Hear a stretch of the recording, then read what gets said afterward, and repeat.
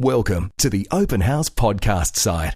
Available at openhouseonline.com.au. Yes, tonight in our weekly segment, The Human Condition, we wrap up our series In Pursuit of Happiness.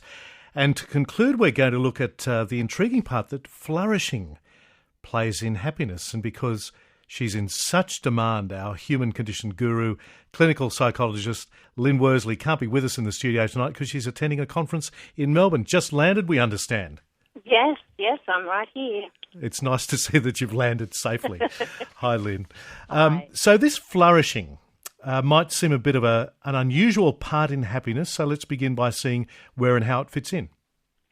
Now flourishing is a term that Martin Seligman uses in the title of his latest book, which is really about the alternative to the happiness sort of wave that's going on.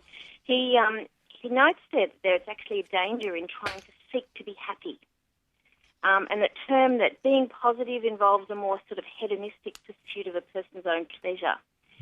So he warns against this pursuit, and he says what we should be looking for is flourishing.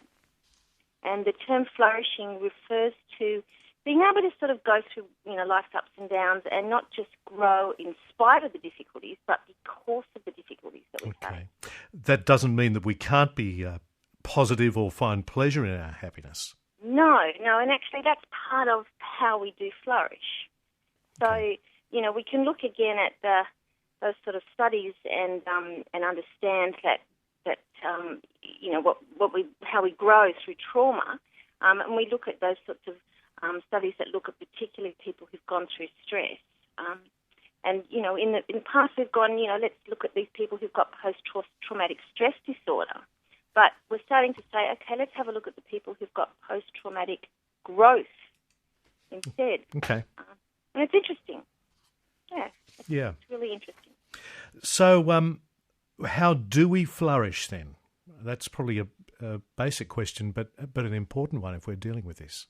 Okay, well, how we flourish, we're better if we flourish, we actually look, again, back to what we've been talking about over the last few weeks, is looking at connections and to have more purpose and satisfaction with our lives in connecting with other people.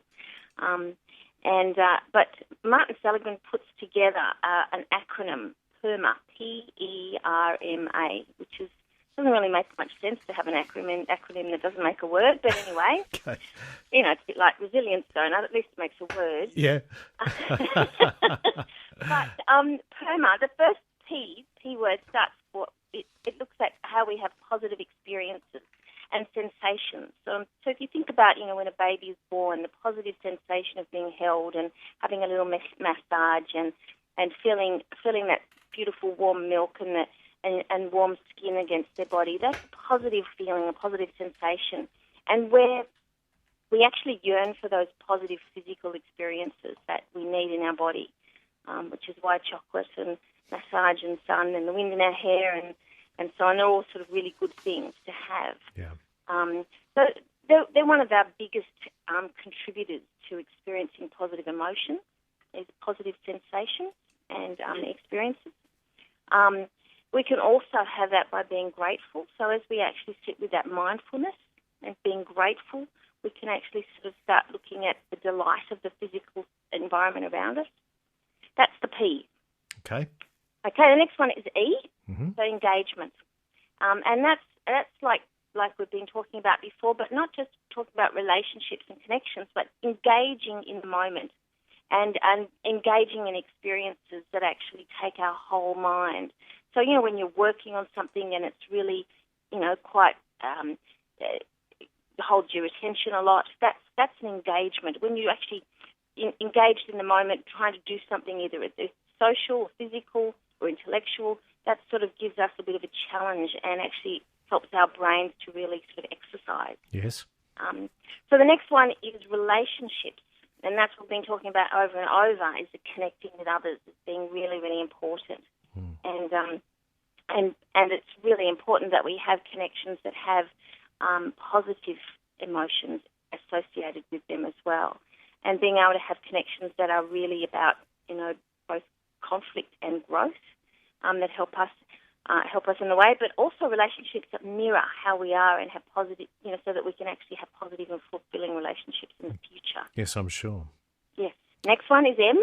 Right. M for meaning. When we talked about that 2 weeks ago. Yep. When we talked about having a meaning and a purpose in our life, and it affects all the things that we do.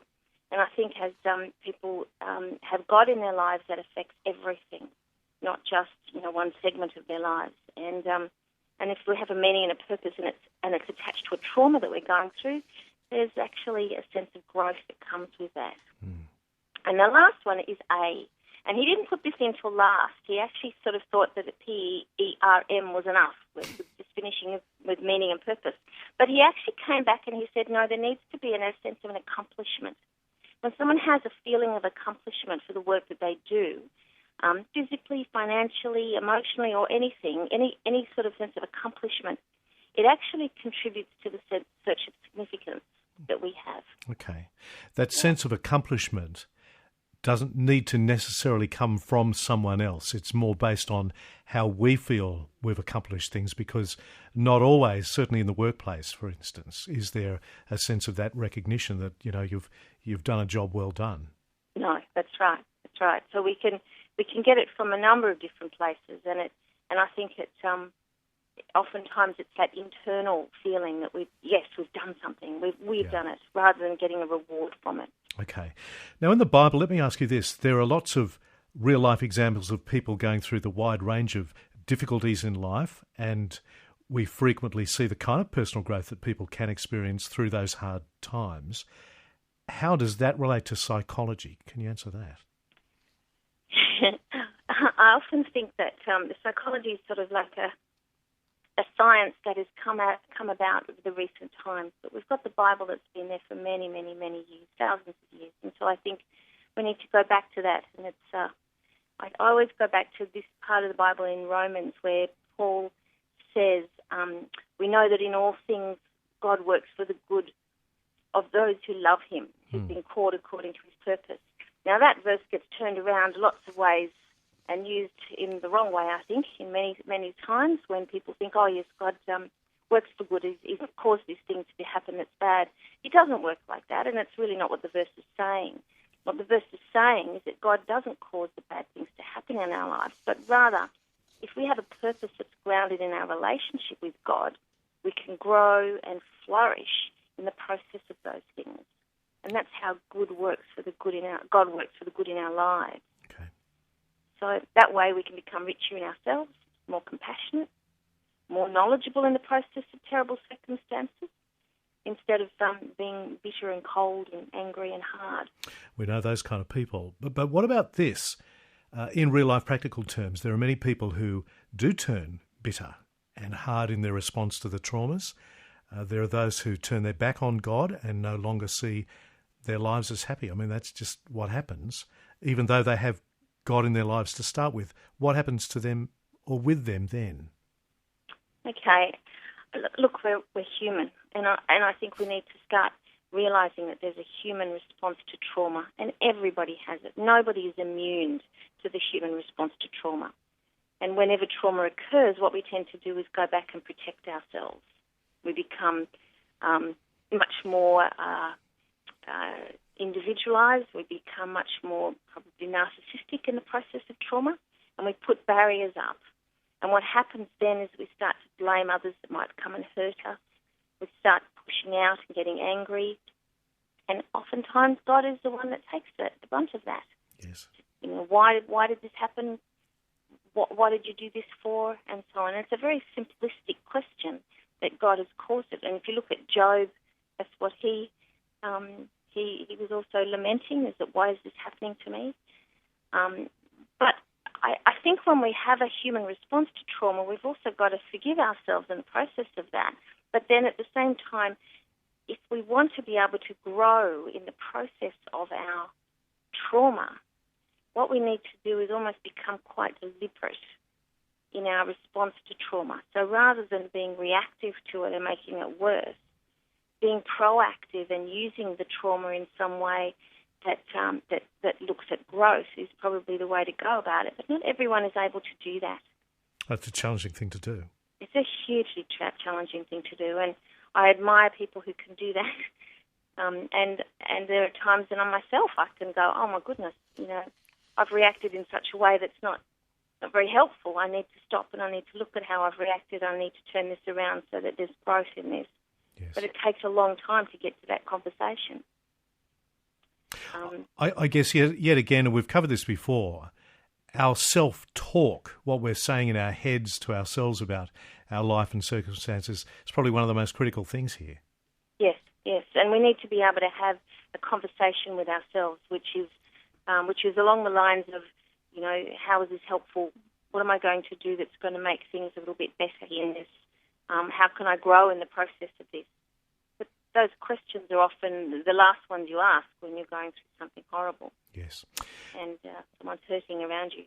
Just to wrap up, can you give us a story from your own dealings with people who've gone through this kind of trauma and for whom it becomes a pathway to flourishing?